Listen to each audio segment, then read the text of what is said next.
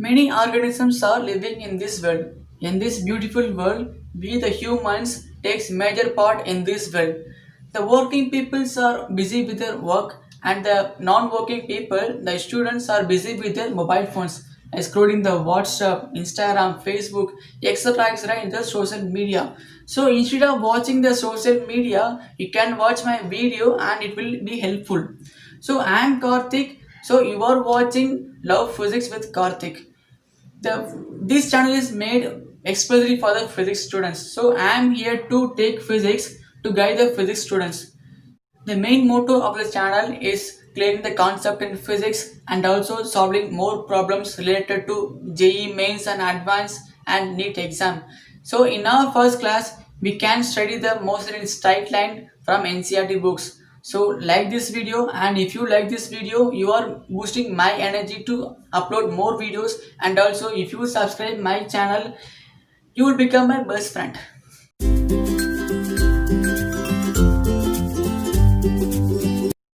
Welcome back you again guys. As you know, this is the first class in our YouTube channel. The first topic today we are going to cover in this video is motion in a straight line. It is most wonderful and a lovable topic for me. Why? Because you can understand this concept from this topic very easily. So, if you understand this concept from this topic, it will help you a lot more to cover the upcoming topics like motion in a plane, laws of motion, and yeah, work power and energy. So today, what are the subtopics today we are going to cover in this video is I have written here. The first topic is rest and motion. The second one is frame of reference. The third one is path length or distance, displacement, speed, and velocity. So these are the subtopics today we are going to cover in this video.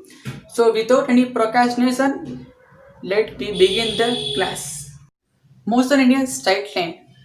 So first of all, I would like to ask you the question before I enter the topic. That is, what will happen when we are at motion and what will happen when we are at rest? Is there any motion when we are at rest, or else is there any rest when we are at motion? No. See, when we are at motion, we will be at motion. When we are at rest, we will be at rest. Understand this point, and you may ask me the question: how can you say that mm, a object or a person is in motion or is in rest? So to get the answer for this question, we can go through this definition. If the position of the body is not changing with respect to the surrounding. See, notice this, it's not changing with respect to the surrounding. So we may say that the body is in the state of rest. So the position of the body is not changing with respect to the surrounding. Then we may say that the body is in the state of rest. So I would like to say some examples to understand this concept. So when we are watching the TV or mobile phones or any laptops or any other device, see, we may just sitting in the sofa or table or any other chairs, but our body is in the rest. Understand this? Our body is in the rest. We are not moving. So I think you have understood about the definition about the rest. This is a very simple concept. You can understand easily. So you can may ask the question about the position. What is mean by position? See, position is nothing but position is just a place. It can change according to the observer. I will repeat the sentence. Position is a place. It can change according to the observer. So, for example, see, you are the observer. So, because you are watching the video. So, you can say to other person whether I am in rest or in motion because you are watching the video and also you are the observer. So, if I am standing simply, see that I am in rest position. But you can say to the friend or other person what I am doing. That is, I am in rest or motion. So I think you may understand the concept of state of rest and position. So we can move on to the motion. So far we have seen the definition about the state of rest and also the position. So I will repeat the both sentence once again to understand the concept. So if the position of the body is not changing with respect to the observer, then you can say that the body is in state of rest. Okay. Then what about the position? The position is just a place, it can change according to the observer. So I have given the example for the position, but I am not satisfied with that example because I think I have not explained very clearly. So I will explain very clearly and I will repeat the same example to you. So see, you are the observer, and because you are watching this video, so you will be the observer, and also you are observing me. So you can guess in your mind whether I am in motion or in rest. Why? Because if I change my position, then you can guess it I am in motion. If I didn't change my position, you can guess in your mind I am in rest. I think this is enough example to understand the concept position. Then we can move the next concept, the state of motion. See, if the position of the body is continuously changing with respect to the surrounding, the body is said to be state of motion. I think I don't want to give much more explanation to understand this concept. It is very simple and easy concept. And also, I will give one example to understand this. See, I have drawn tree as well as the person here. See, the surrounding is nothing but if the person or any other object moves with this surrounding, comparing with the surrounding, then you can say that the person or any other object is in motion. See, I am comparing with this tree. I am comparing with this tree. So if the person moves forward or backward with this, with comparing with the tree, so then I can say easily that the person is in motion. So I have drawn the graph also, so you can understand easily. See, if you want to keep it in your mind about the concept of motion, see, motion is just a changing the position with respect to the time. I think I have given the more examples and also the right definition to understand this concept. So take the screenshot and then we can move to the frame of reference. So okay guys, so far we have completed the state of rest, the state of motion and also the position. So the next topic we are going to see is the frame of reference. See, the wherever I hear this word, the frame of reference, what comes to my mind is the frame of reference is, it depends upon the observer or the viewer. Observer, how can you say it depends upon the observer? See, I will tell you some examples to understand the concept, the frame of reference. There are two cases we are going to see under the frame of reference. The first case we are going to see is, see, imagine this scale as a bus. Okay, imagine or consider this scale as a bus. There are some passengers sitting inside the bus. So you and I are the observers standing outside the bus and watching this bus. So the bus is under the motion. Then what about the passengers? Whether the passengers are in motion or rest. So we are standing out, we the observers are standing out watching this bus, but the bus is under the motion. We may think that the bus is under the motion, so the passengers is also under the motion. So this is the first case. The second case we are going to see is, in last case, we are the observers, we standing outside the bus, but in this case, we are the observers inside the bus. We are inside the bus, but the bus is under the motion, and we, the person inside the bus, are dressed. So I already told you, know, the frame of reference is just it depends upon the observer.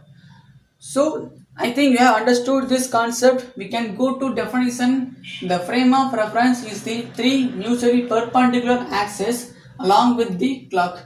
See, the clock is the observer. There are three variables. So I can define the one dimension here, two dimension and three dimension. For the one dimension, if the any one of the axis goes under the motion, then we may say that the it may be the one dimension.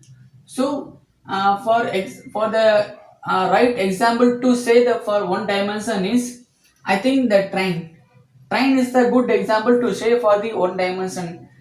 So for the two dimension, if the both axes x and y under the motion moves under the motion with respect to the time, with respect to the clock, so it is known as the two dimension. The two dimension for the example I can say for the two dimension is, I think ship. I think so. I can say ship. For the three dimension, if the three axes are moving with respect to the clock, we may say that the motion in three dimension. For the best example, we can say for the three dimensions, I think aeroplane, birds, I think etc etc. We can say many of the examples to three dimension. So I think you have understood the frame of reference. Then we can go to distance. See the we can see the definition about the distance. The actual distance traveled along a path to reach the other point is called distance. See, I will tell you example to understand this concept. See, this is the sorry. See, this is my house considering a point A, and this is my bus stop considering the point B. So I'm going from my home to bus stop. It is under the 5 kilometer. Okay, just imagine that. And also at evening I comes to my home after completing.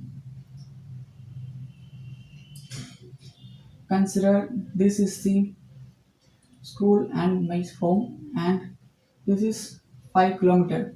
So the totally have traveled 10 kilometer. Okay, so the distance is under the scalar quantity and the point positive value.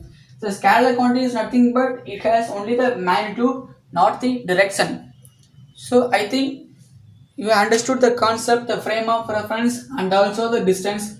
So we can go, you can see the displacement and also the speed at velocity.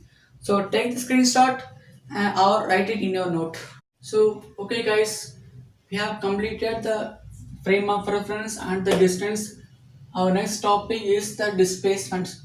So what is the major difference between the distance and displacement? We can see later. First of all, we can go through this definition for the displacement. The change of position of the object is called displacement. Then what about the distance? The actual distance traveled along a path to reach the other point is called distance. I think you may have confused the difference between the distance and displacement. So I will tell you some examples to understand this concept, the difference between distance and displacement. Yeah. So I think this is the right place to draw. Yeah. See the same example which I have written for the distance. This is the point A and this is the point B. So I have traveled 5 kilometers.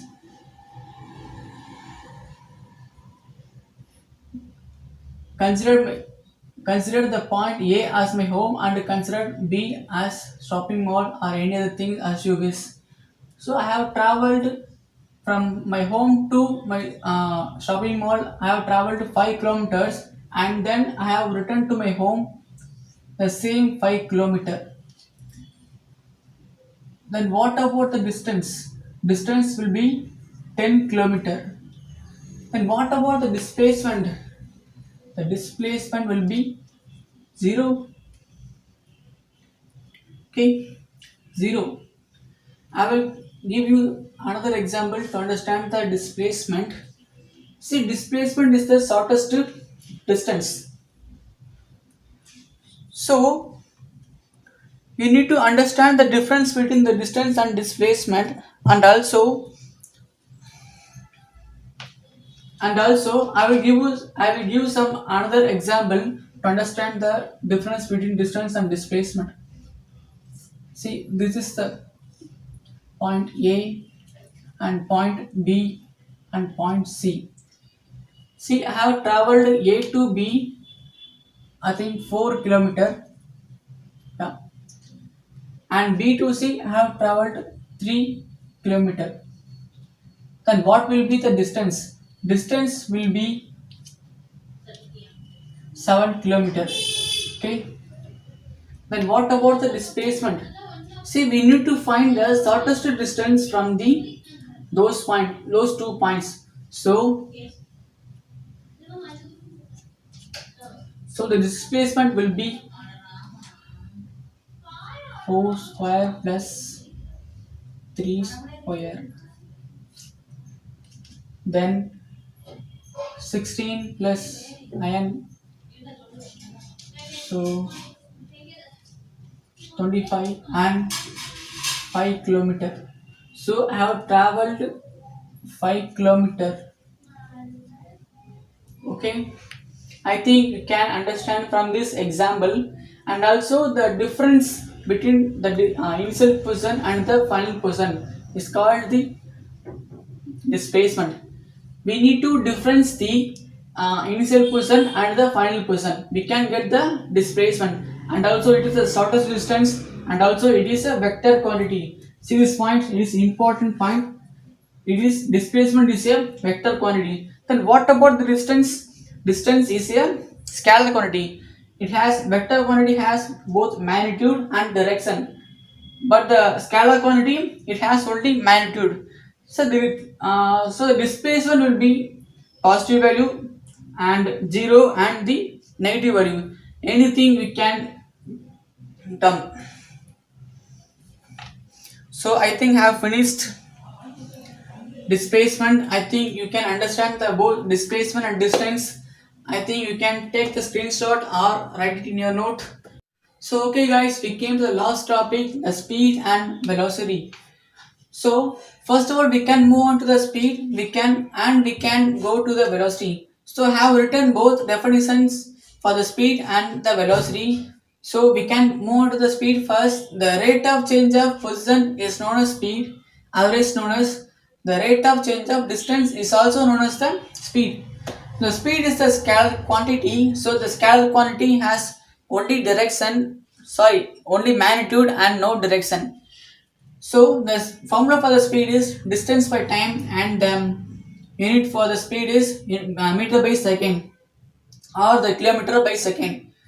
So the if I want to say the example for the speed is, I can say the speedometer. Yeah. So the main purpose of speedometer is to calculate the speed. See, if you look into the speedometer, it will show you the how many distance we have traveled, or how many kilometers we have traveled till now. See, from initial to till now, it will show you the kilometers. Yes, it will show you the kilometers. Yeah. So we can move on to the velocity.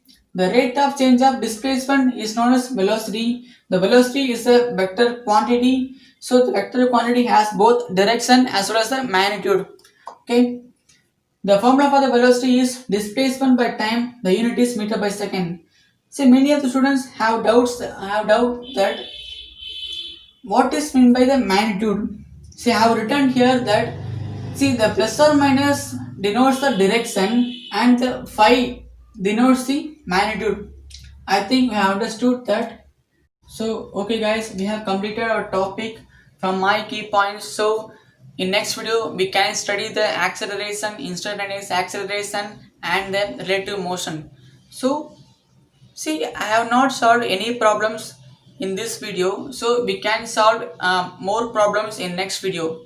See, don't memorize the physics concept or sentence in physics. See, if you love physics, it will help you to understand the physics, and also it will help you to make interest in physics.